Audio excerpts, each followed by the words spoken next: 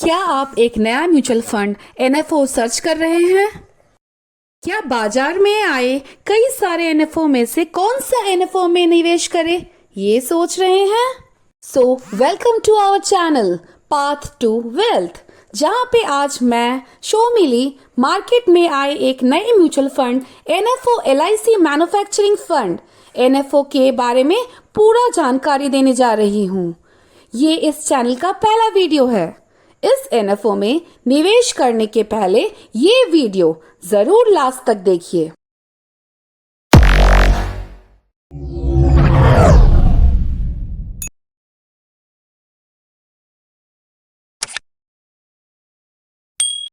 ये videos 5 chapters में बटे होंगे, जिन पे पहला चैप्टर में हम initial path that is LIC mutual fund AMC के बारे में जानेंगे।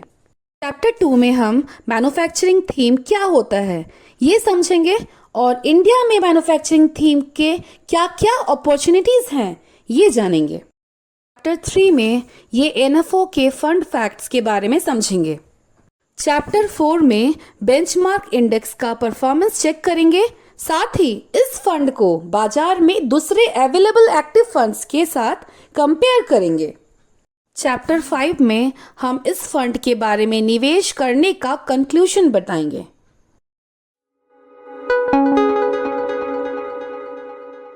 एलआईसी म्यूचुअल फंड अप्रैल 1989 में सेटअप हुआ था और इनके स्पॉन्सर भारत का सबसे बड़े इंश्योरेंस कंपनी एलआईसी है।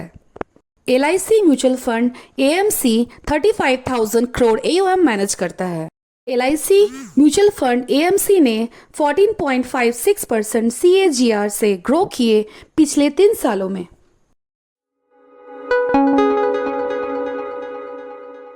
अब आइए जानते हैं मैन्युफैक्चरिंग होता क्या है। ये एक प्रोसेस है जिसमें कुछ रॉ मटेरियल्स को फिनिश गुड्स में रूपांतर किए जाते हैं मशीन्स, टूल्स और लेबर के द्वारा। भारत में ऐसे कई सारे इंडस्ट्रीज में ये मैन्युफैक्चरिंग प्रोसेस का इस्तेमाल करके फिनिश्ड गुड्स उत्पन्न किए जाते हैं, जैसे कि textile industries, chemical industries, automobile industries and pharmaceutical industries. तो अब बताओ, भारत का एडवांटेज क्या है इस थीम पर? देखा जाए तो भारत में लेबर कॉस्ट इंटरनेशनली सबसे लो है और साथ में यहाँ मैन्युफैक्चरिंग में जो ईंधन लगते हैं उनके कॉस्ट भी सबसे सस्ते होते हैं। साथ में भारत एक बड़ा कंज्यूमर मार्केट है जो इन डोमेस्टिक मैन्युफैक्चरिंग से उत्पन्न हुए प्रोडक्ट्स को कंज्यूम कर सके। साथ ही भारत में देखा जाए तो कॉर्पोरेट टैक्सेस भी कम हैं बाकी डेवलपिंग देशों के कंपैरिजन में, जो कि अभी 22% है। ये दुनिया के मैन्युफैक्चरिंग कंपनीज को आकर्षित करता है भारत में अपना मैन्युफैक्चरिंग इंडस्ट्री सेट करने के लिए। साथ ही भारत में पावर का खर्चा भी सस्ता है बाकी एशियन देशों के कंपैरिजन में।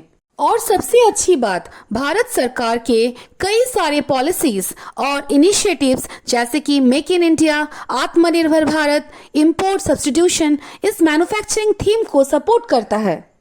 पिछले 4 वर्षों से लगातार यूएस ने चाइना से अपना इंपोर्ट्स कम कर रहे हैं। इससे भारत के एक्सपोर्ट बिजनेस का बढ़ोतरी हो सकता है। जैसे कि आप लोग देख पा रहे हैं, इस टेबल में अलग अलग सेक्टर्स में जो मार्केट अपॉर्चुनिटीज है उसमें इंडिया के मार्केट शेयर बिलो 5 से 6% ही है। ऐसे में इंडिया के मैन्युफैक्चरिंग कंपनीज का ग्रोथ बढ़ सकता है थ्रू ग्लोबल एक्सपोर्ट्स।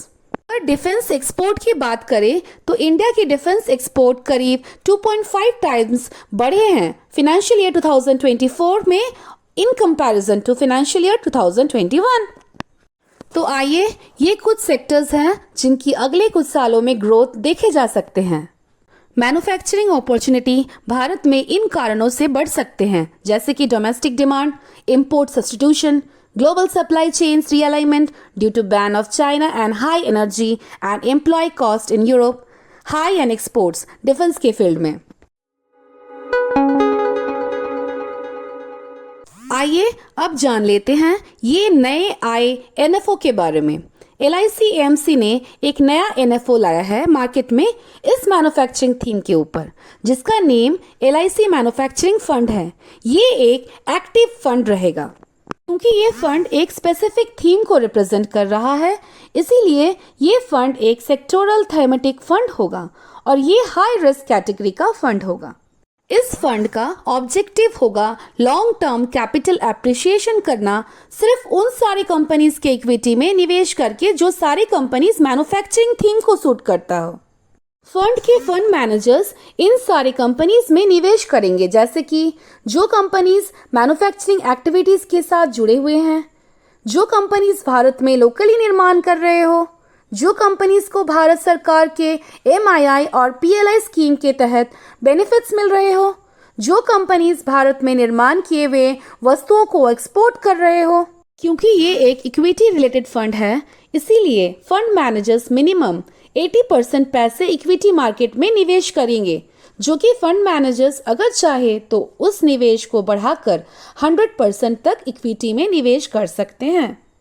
सारे स्कीम्स के तरह इस फंड में भी 2 प्लान्स रहेंगे, रेगुलर और डायरेक्ट। साथ में आपको 2 ऑप्शंस भी मिलेंगे, जैसे कि ग्रोथ और ITCW।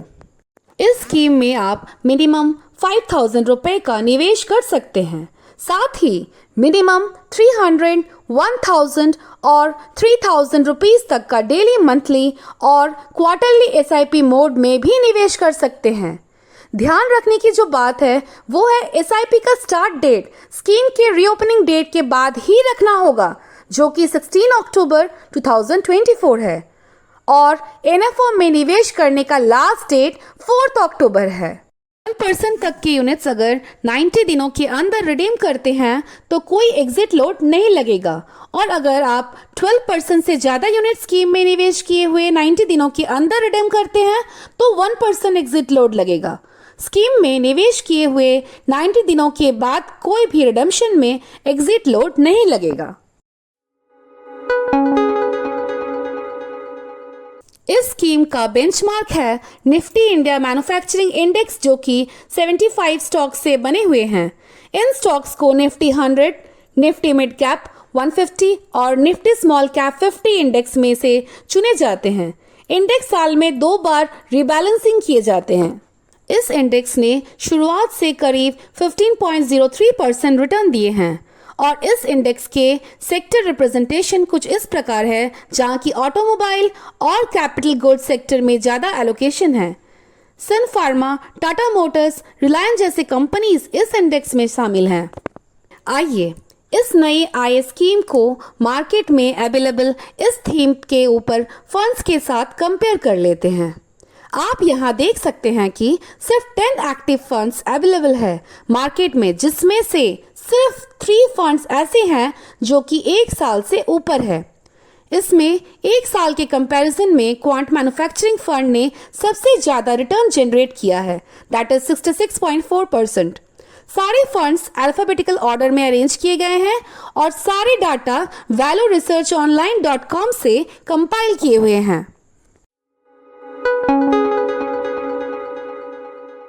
चलिए आइए अब जान लेते हैं हमारे पाथ टू वेल्थ टीम का कंक्लूजन क्या है इस फंड में। क्योंकि ये एक सेक्टर थीमेटिक फंड है, इसीलिए ये फंड हाई रिस्क कैटेगरी को बिलोंग करता है। तो इसलिए ये फंड कम अवधि के गोल्स के लिए निवेश ना करे, लेकिन अगर आप मिनिमम 7 साल से अधिक अवधि के लिए निवेश कर सकते हैं तो आप जरूर इस फंड में निवेश कर सकते हैं।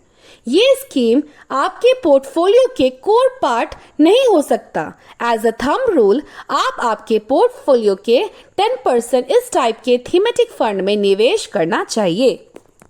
ये कंक्लूजन बाय रिकमेंडेशन नहीं है।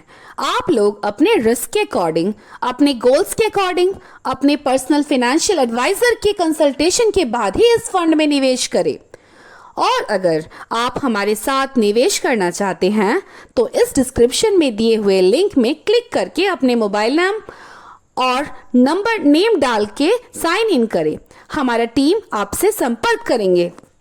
और यदि आपको अपने पोर्टफोलियो के बारे में सही सलाह चाहते हैं तो हमारी टीम से संपर्क करें डिस्क्रिप्शन में दिए गए ईमेल आईडी पर। हमारा टीम जल्द ही आपसे संपर्क करेंगे। Thanks for watching this video. Please like, share and subscribe to our channel. And please do share our channel among your friends, colleagues, and relatives and help everyone to grow. Thank you once again.